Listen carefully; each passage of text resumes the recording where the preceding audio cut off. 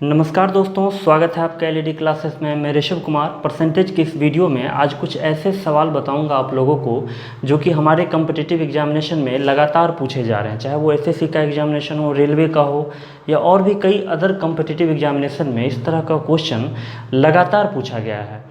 तो चलिए सबसे पहले तो आप लोग क्वेश्चन को देखिए, आपके स्क्रीन पे दिख रहा होगा।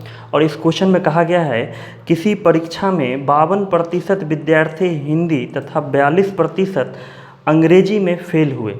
यदि 17% विद्यार्थी इन दोनों विषयों में फेल हुए हों तो कितने प्रतिशत विद्यार्थी इन दोनों विषयों में पास हुए हैं। दोस्तों, मैं आपसे यहाँ दो बात आपको याद दिलाऊंगा जो कि पिछले कई वीडियो में मैं आपको बता चुका हूँ कि सबसे पहले क्वेश्चन को हमको कई बार पढ़ना चाहिए और हमको दो बात क्वेश्चन में ढूंढना है। पहला तो ये कि क्या दिया गया है और दूसरा ये कि क्या पूछा गया है। और ये दोनों बात आप समझ लें पहले क्वेश्चन में, इसके बाद हम लोग इसके सल्यूशन को इतना अच्छा से सिखाएंगे हम आपको कि मेरा वादा है कि अगर आप वीडियो को अच्छे से देखते हैं तो आप कभी नहीं भूलेंगे कि इस तरह के क्वेश्चन को कितना आसानी से आप बना सकते हैं और बस कुछ ही सेकंड में बना सकते हैं। तो सबसे पहले क्वेश्चन पे ध्यान देना चाहिए कि क्या दिया गया है और क्या पूछा गया है। तो हमको समझ में आना चाहिए सवाल कि 52% हिंदी में फेल हुआ, 42% अंग्रेजी में फेल हुआ और 17% छात्र दोनों सब्जेक्ट में फेल हो गया। ये दिया गया है। और पूछा क्या गया है कि कितने प्रतिशत छात्र दोनों सब्जेक्ट में पास हुए हैं।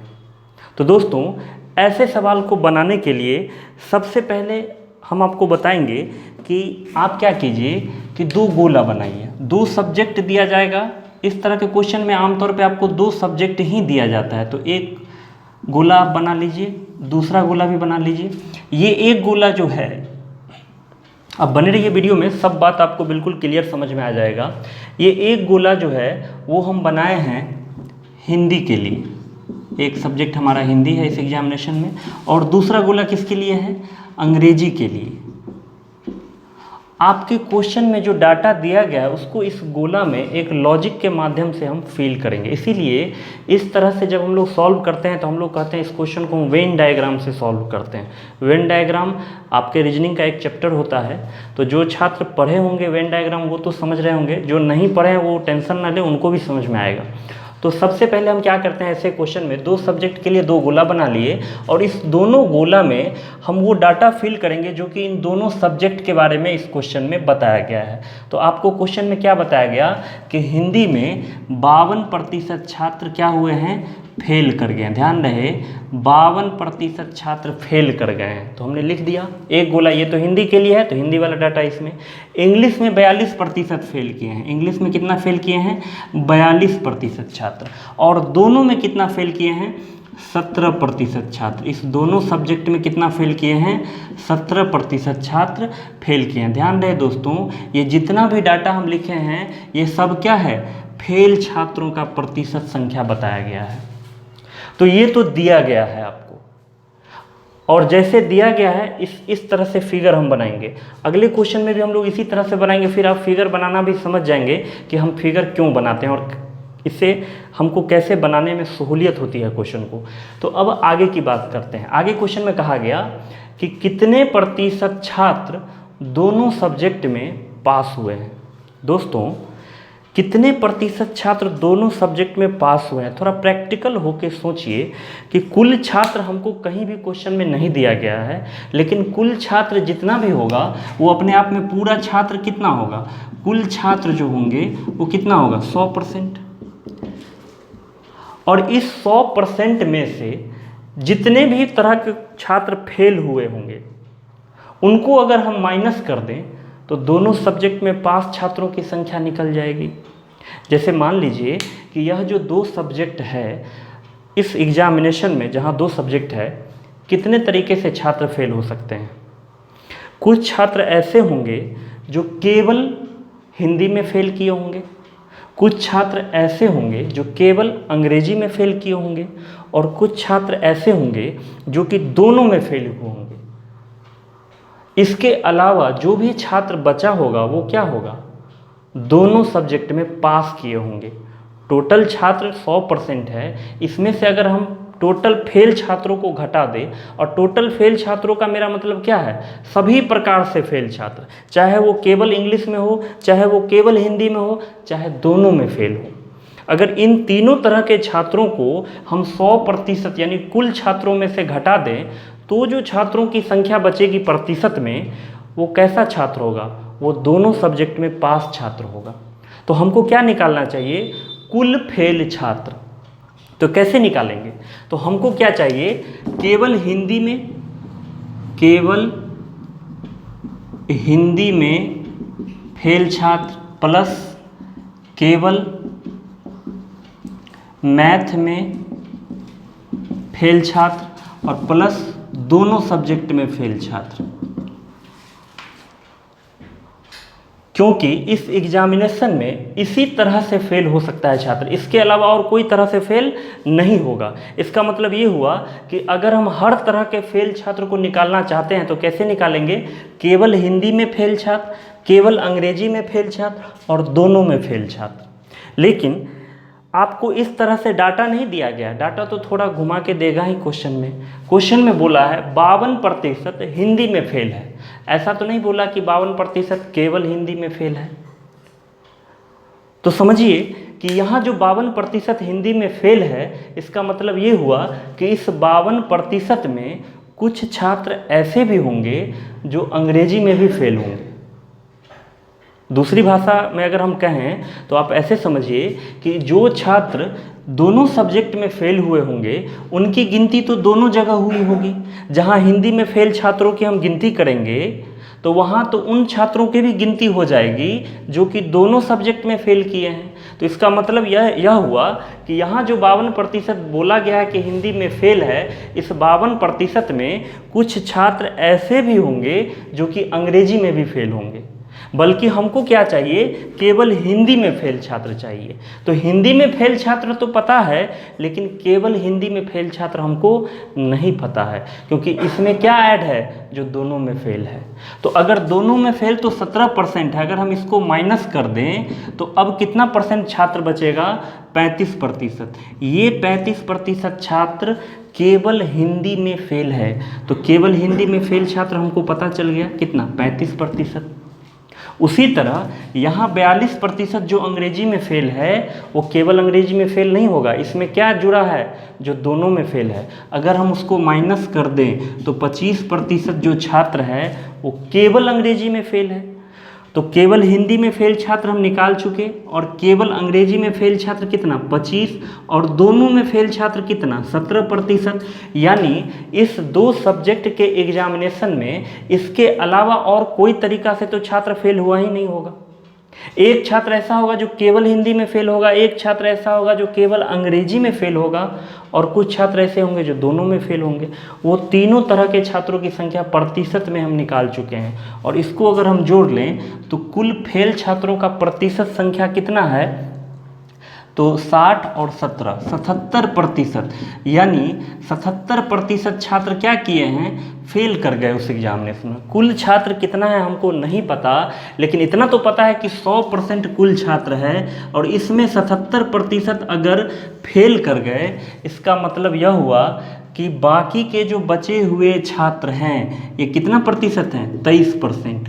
यह 23% छात्र तो किसी भी सब्जेक्ट में फेल नहीं किए होंगे।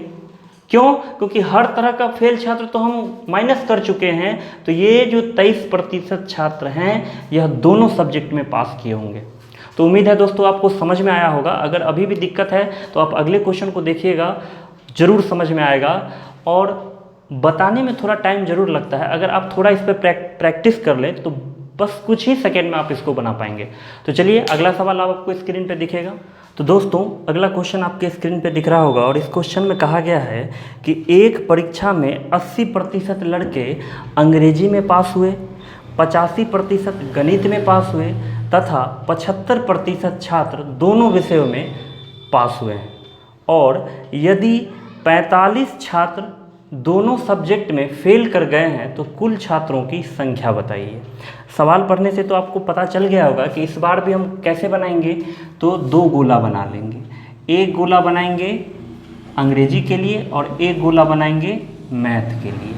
और इस दोनों गोले में हम वो 2 डाटा फिल करेंगे जो कि हमको दिया गया है। तो दोनों सब्जेक्ट के बारे में जितना डाटा दिया गया है इस दोनों गोले में हम उसको रखेंगे। तो कैसे रखेंगे? तो एक गोला हमारा किसके लिए है? इंग्लिश के लिए, और दूसरा गोला किसके लिए है?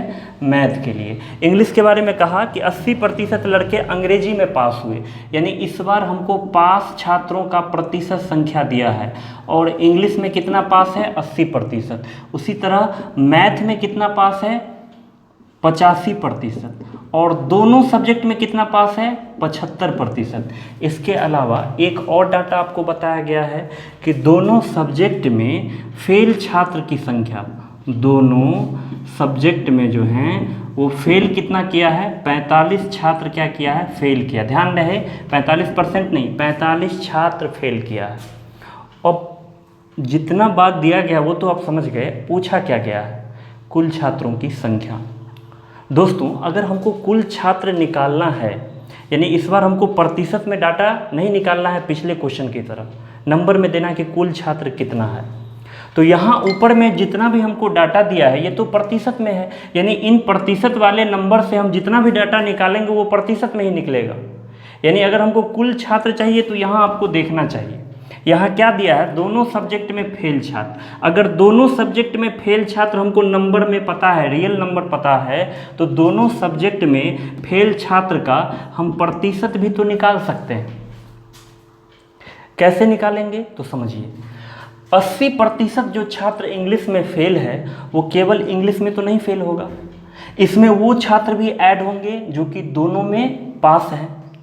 सॉरी, पास की बात हम कर रहे हैं। 80% जो छात्र इंग्लिश में पास हैं ये केवल इंग्लिश में पास तो नहीं होंगे, इसमें ऐसे छात्र भी होंगे जो कि मैथ में भी पास होंगे, और 75% ऐसे छात्र हैं जो दोनों में पास है। यानी अगर हम इसमें से 75 को माइनस कर दें तो 5% छात्र कैसा बचा? केवल इंग्लिश में पास छात्र। उसी प्रकार यहाँ पर अगर हम 75% को माइनस कर लें तो 10% छात्र कौन सा बचे? केवल मैथ में पास छात्र। यानी अगर हम कुल पास छात्रों का प्रतिशत आपसे पूछे, कुल पास छात्रों का प्रतिशत अगर आपसे पूछा जाए, कुल पास छात्र का प्रतिशत, तो आप देखिए इस 2 सब्जेक्ट के एग्जाम में कितने तरह से छात्र पास करेंगे। एक ऐसे छात्र होंगे जो केवल इंग्लिश में पास किए होंगे, मैथ में फेल होंगे, एक ही सब्जेक्ट में पास होंगे। दूसरे ऐसे छात्र होंगे जो केवल मैथ में पास होंगे, और तीसरे ऐसे छात्र होंगे जो दोनों में पास होंगे। इसके अलावा तो बाकी जो भी छात्र होगा वो दोनों में फेल होगा। तो टोटल फेल छात्रों का प्रतिशत कितना है? तो केवल इंग्लिश में पास कितना किया? 5। केवल मैथ में पास कितना किया? 10%। और दोनों में पास कितना किया? 75%। यानी टोटल छात्रों का प्रतिशत पास छात्रों का कितना हो गया? 85। यानी 90% छात्र जो हैं वो पास किए हैं। इस 90% में हर तरह का पास छात्र आ गया। अब आपसे पूछा क्या गया है कि कुल छात्र, तो हमको निकालना क्या? दोनों सब्जेक्ट में फेल छात्रों का प्रतिशत। तो 90% छात्र, अगर हर तरह से पास छात्रों की संख्या अगर 90% है तो टोटल छात्र तो 100%, तो बचा हुआ 10% क्या है? दोनों सब्जेक्ट में फेल, क्योंकि हर तरह के पास छात्रों को तो हम यहाँ जोड़ लिए हैं, तो 10% जो बचा वो तो हर प्रकार से क्या है? फेल है। यानी प्रतिशत में दोनों सब्जेक्ट में फेल कितना है? 10, और नंबर में कितना है? 45। तो या तो आप 100% का वैल्यू निकालिए, या ऐसे समझिए ये जो 10% फेल छात्र है ये किसी नंबर का 10% फेल। तो किसी परीक्षा में 10% दोनों सब्जेक्ट में फेल, यानी परीक्षा में कुल जितने परीक्षार्थी होंगे उसका 10% फेल किया। तो मान लीजिए परीक्षा में x छात्र थे, यानी टोटल परीक्षार्थी कितने थे? x, तो उसका 10% निकालेंगे तो किसका निकलेगा? जो दोनों सब्जेक्ट में फेल है, और दोनों में फेल कितना है? 45। यहाँ से x का वैल्यू हम फाइंड आउट करेंगे तो 100/10। प्रतिशत का मतलब नीचे 100 है तो इधर ऊपर 100 आ जाएगा, और यहाँ कितना बचेगा? 450। यानी कुल परीक्षार्थी कितना हो गया? 450। यही आपका आंसर होगा। तो अब अगले टाइप के क्वेश्चन में चलिए, इसी प्रकार का क्वेश्चन है वो भी।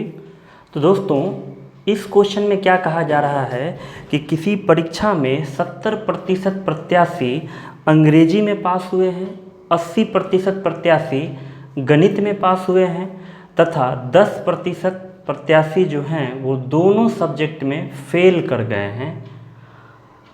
और दोनों विषय में 144 प्रत्याशी पास हुए हैं, तो प्रत्याशियों की कुल संख्या बताइए। तो बिल्कुल उसी तरह से आप इसको भी बनाएंगे कि हम 2 गोला बना लेंगे दोनों सब्जेक्ट के लिए। एक सब्जेक्ट हमारा क्या है, अंग्रेजी, तो इंग्लिश के लिए एक गोला हम बना लिए, और दूसरा सब्जेक्ट हमारा फिर से क्या है, मैथ, तो मैथ के लिए एक गोला बना लिए, और दोनों में डाटा हम फिल करेंगे। तो अंग्रेजी में बोला है 70% प्रत्याशी पास हुए हैं, यानी इस बार हमको पास छात्र दिया गया है। इंग्लिश में 70% पास किया है। मैथ में कितना पास किया है, 80%, और दोनों में पास नहीं, फेल किया है। याद रखिएगा, इस बार जो सवाल है पिछले बार की तरफ नहीं है, थोड़ा सा अंतर है कि पिछले बार क्या होता था, तीनों संख्या जो दी गई होती थी वो पास छात्रों की थी। इस बार ये दोनों में फेल छात्रों का प्रतिशत दिया है, और वो कितना है, 10, यानी 10% छात्र दोनों सब्जेक्ट में क्या किया है, फेल कर गया है। 10% छात्र दोनों सब्जेक्ट में फेल है। तो समझ में आया होगा आपको क्वेश्चन। इस क्वेश्चन में क्या कहा गया, इंग्लिश में पास किया है 70%, मैथ में पास किया 80%, और दोनों में फेल किया है 10%। इसके अलावा एक और जानकारी दिया गया कि 144 प्रत्याशी दोनों सब्जेक्ट में पास हैं, यानी इस दोनों सब्जेक्ट में पास छात्र आपको बताया गया है, और वो कितना है, 144। पूछा क्या है, कुल छात्र। तो आपको तो अभी हम बताए हैं पिछले क्वेश्चन में कि अगर हमको सारा डाटा प्रतिशत में यहाँ दिया हुआ है, तो हम जो भी डाटा निकालें वो प्रतिशत में ही निकलेगा, रियल नंबर तो निकलेगा नहीं। लेकिन अगर यहाँ रियल नंबर है तो यहाँ से हम रियल नंबर निकाल सकते हैं, क्योंकि कुल छात्रों की संख्या पूछी जा रही है, एक रियल नंबर पूछा जा रहा है।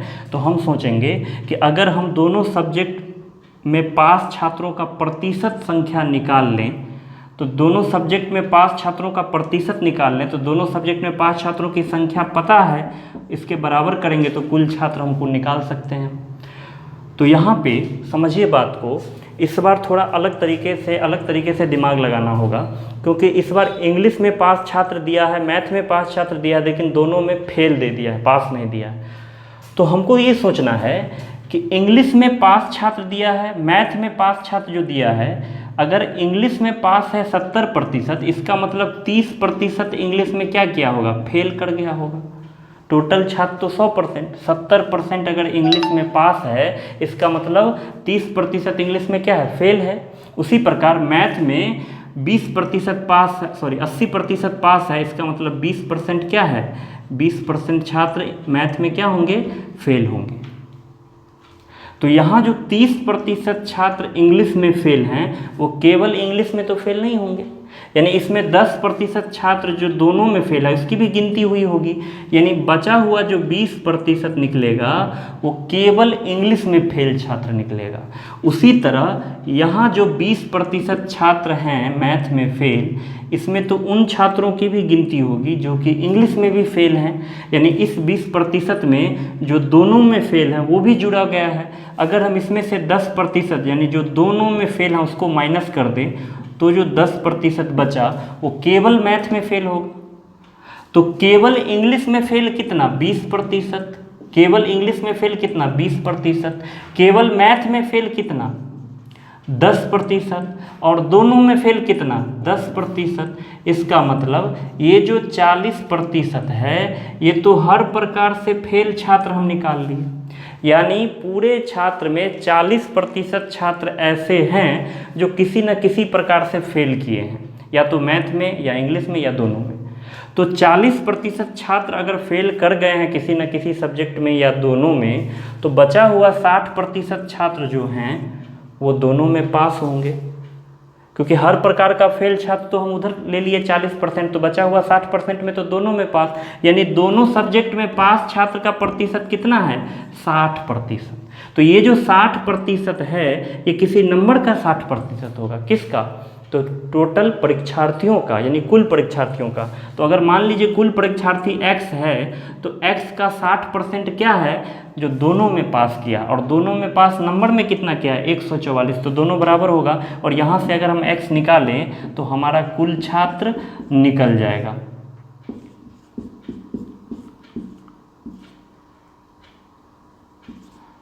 240, यानी कुल छात्र उस एग्जामिनेशन में कितने थे? 240। तो चलिए अगले क्वेश्चन पे आप।